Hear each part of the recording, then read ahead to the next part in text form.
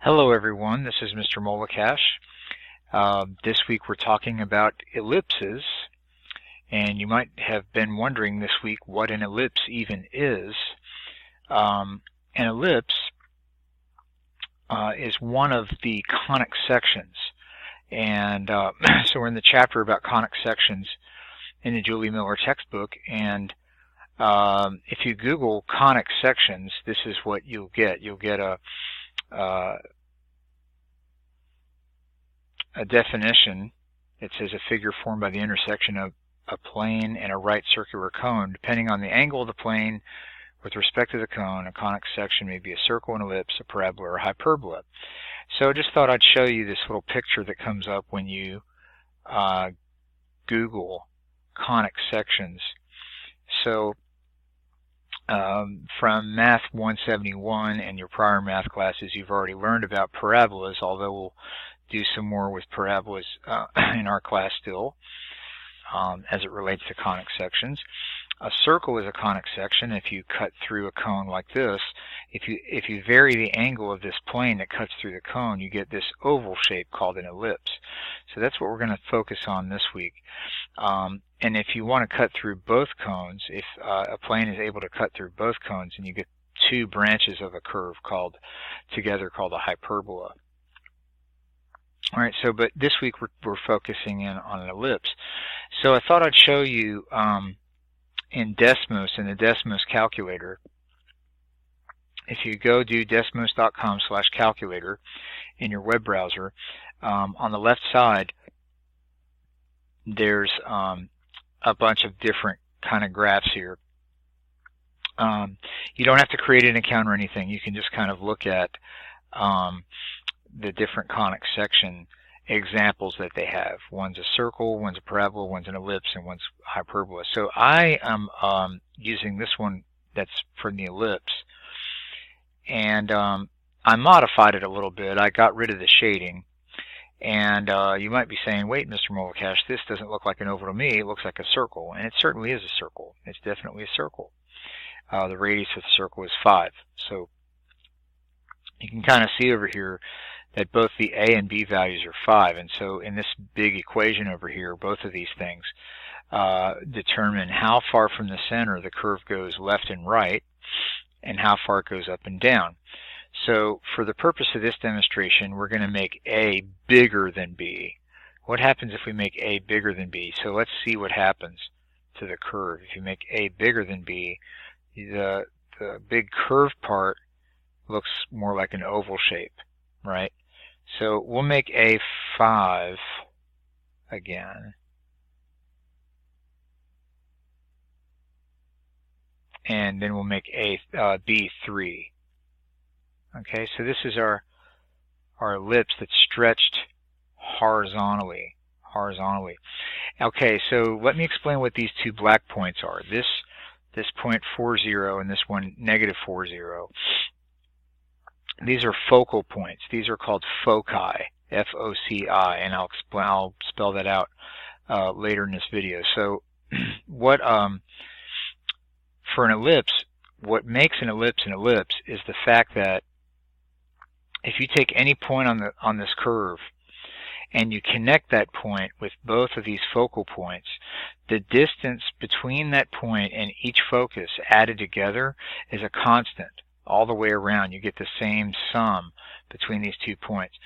So an interesting part of this is that if you connect the top of this, the point 0,3, with this point here 40, you get the same distance as the distance between the center and the right side. Okay, and that's always the case.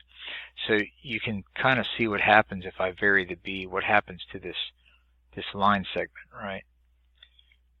So if both of them are 5, then the line segment is 5. This is 5, this is 5, and the distance between that point and the focus now as the center is 5. But if we make B less, then this length is still the same as it's always 5 units long, right? It's always 5. So if we make B very close to 0, then what happens is this length gets really small and the other length stays 5, and then the line segment gets really close to being 5, right? And now it's equal. Okay, so this is kind of what you get. Now you can make an ellipse stretch the other way. If you do that, then the foci are up and down. So you'd have to do 0C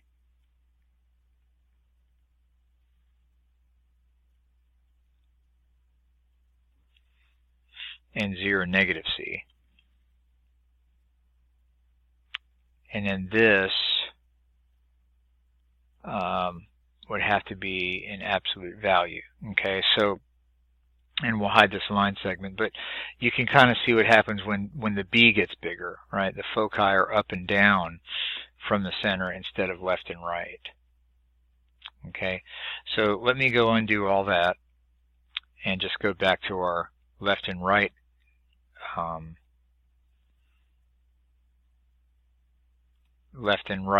stretched horizontally ellipse. Okay, all right, so again, this is called the focus. The distance between here and here, these 2 points are called vertices. This one on the left and this one on the right, they're called vertices. And the vertices are the ends of this long line segment, which is 10 units long. This is called the major axis. Okay, I'll outline all this in the next part of the video, but this is called the major axis, and from top to bottom between here and here is called the minor axis.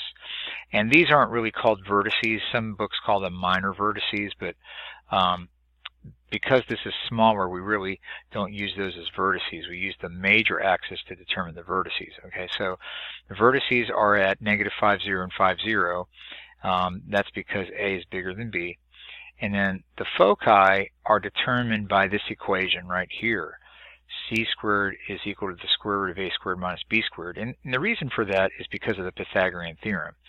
So this length is actually A, this length is B, and this length is C. So if you think about it, if you do B squared plus C squared equals A squared, and then you go solve that equation for C, you get this. So this is nothing but the Pythagorean theorem. Okay? All right. So this is what an ellipse looks like if it's centered at the origin. If you want to change the center, then you have to translate this. So you change the X and the Y to have X minus H and Y minus K. Okay, and I'll put sliders on H and K. So now what H does is it moves the graph left and right, and I'll hide the foci are different now. But in any event, you can see now that the H moves the graph left and right, and the K moves it up and down, right? And if you really want to have fun in Desmos, you can animate all these things so it can kind of bounce around the screen. You can even animate the A and B so they're all different shapes, right? It gets really big in both directions, vertically, horizontally, and all that kind of stuff. Okay, so you get all different kinds of ellipses. Okay, so what we have to do this week is we have to talk about this equation in greater detail. I'll give you some vocabulary that's really important. And right off from the equation, you should be able to find the length of the major axis, where the foci are, be able to graph with or without Desmos, and then we'll be able to just go backwards. Like if you have the focal points and how long the major axis is, then you can automatically write the equation down. Okay, so that's kind of like what we're going to do next. Okay, so like I said, we're going to have to talk about this equation in greater detail. So for an ellipse that's stretched like this, okay, you have this point, which is the center. Okay, so the center is HK. Okay, this length is A, and this length is B. So the equation for this would be x minus h squared over a squared plus y minus k squared over b squared equals 1. Now, if you want to know where those magic focal points are that I was showing you earlier, okay, remember that what I said is that it's c squared plus this length is c from here to the center, and then c squared plus b squared winds up being equal to a squared. This is sort of like a backwards Pythagorean theorem. So what that means is that c squared is a squared minus b squared, right? And c is the distance from the center to the focus. That's what c is, okay? So the focal points wind up being left and right in this picture of the center. So what you do is you have two focal points. They both have the same y-coordinate that the center does, but you move left and right of the center. So you do h plus c and h minus c. C units to the right, C units to the left. These are where the focal points are. Okay? If you have an ellipse that is stretched the other way, kind of like this, okay, then what happens is this is your A and this is your B, and the focal points are up and down, okay? So in that case, what happens is the bigger number goes under the Y part instead of the X part. So the bigger number is the thing that determines which way it's stretched out.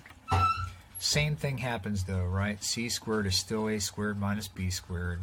And this, in that case, your focal points or foci are up and down from the center. So they have the same x coordinate as the center. Okay, so center is still HK. But what you do is you take your K and you go up and down C units. Okay, so that's to determine where the foci are. Okay, so all of this information is supposed to help you find the center. The vertices in this case are up and down, and the top and the bottom, the distance to A is called the length of the major axis. Okay, the major axis length. Okay, so let's put that here too. Okay, in both of these kinds of ellipses, the length of the major axis is 2A. Okay, and the foci lie on the major axis, the longer one. Okay, so A is the distance from the center to the end of the major axis. B is the distance from the center to the end of the minor axis. The vertices of an ellipse are the endpoints of the major axis. So wherever the major axis is, you're going to find vertices at the endpoints. So where would that be? That would be up and down in this case from HK, right? So same x-coordinate as your center, but up and down. So this would be K plus A, and this would be K minus A. Okay?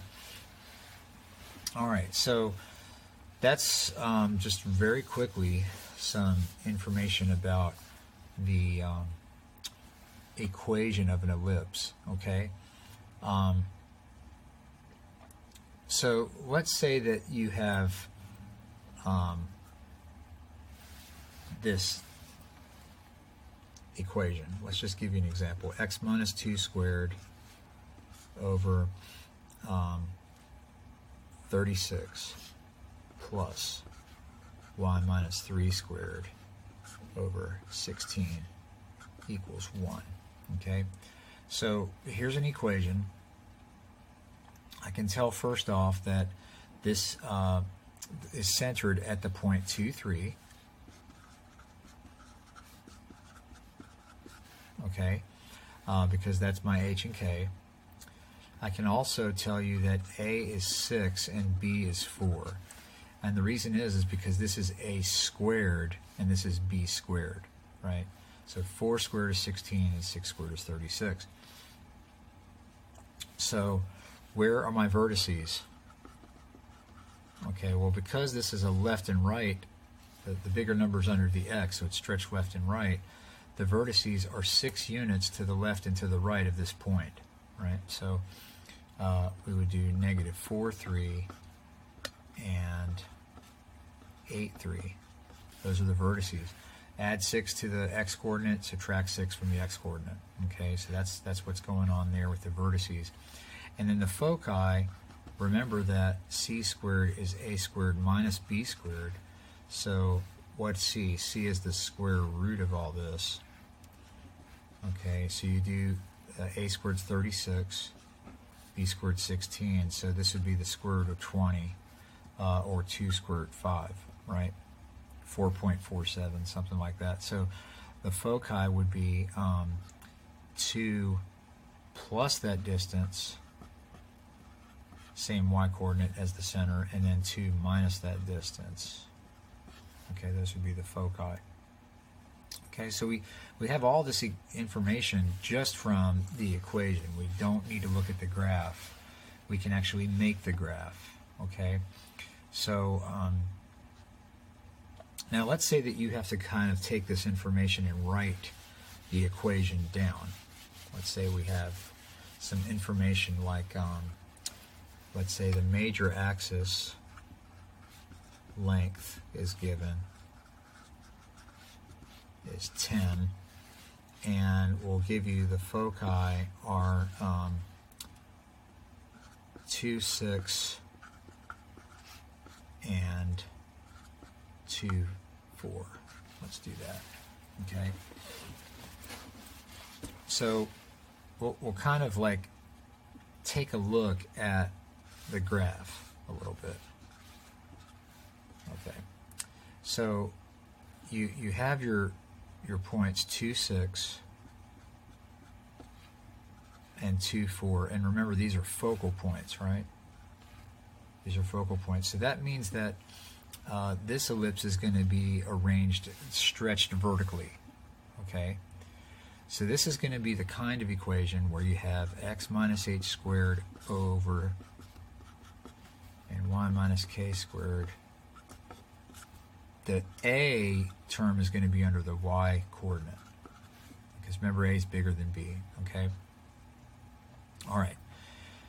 So right off, I can tell you where the h and k is. It's right here, smack dab in the middle of the foci. All right? So since the distance between the foci is 2 units, between 6 and 4, it looks like the center is 2, 5. So that's my h and k.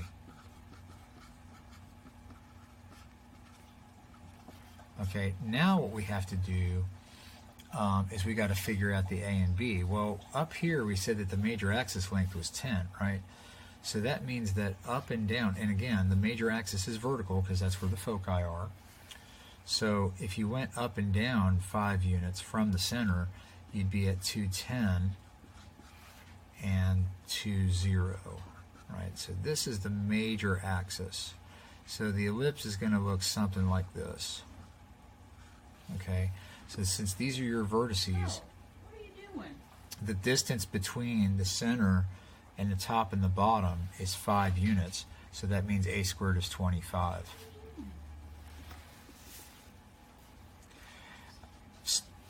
So the only thing that's left to find is b, right? So how do we do that? Well, in the picture we know c is 1. That's the distance from the center to the focus. And we also know that A is 5. And again, the reason why A is 5 is because it's the distance from the center to the end of the major axis, right? Okay, and twice that length is 10. That was given to us. So how do we find B? Well, C squared equals B squared minus A squared, sorry. A squared minus B squared. So we know C and A, we can find B. So C is 1. So 1 squared is 1. 5 squared is 25. Right? So this means, and I'm running out of space, but B squared is going to be 24. So B is the square root of 24. That doesn't really matter too much because we don't need B in the equation. We really need B squared, right? So this is going to be 24. And if you go back into the Desmos calculator and type this in, you should be able to see that the center really is at 2,5, that the vertices are at 2,0 and 2,10, and the focal points do make sense. They're at 2,6 and 2,4. Okay, so that's all we have time for this week. Do send me an email if you get stuck. I just kind of want to remind everybody who may be watching this video that's not in our class that my email address is this at johnstoncc.edu. Okay, have a great week.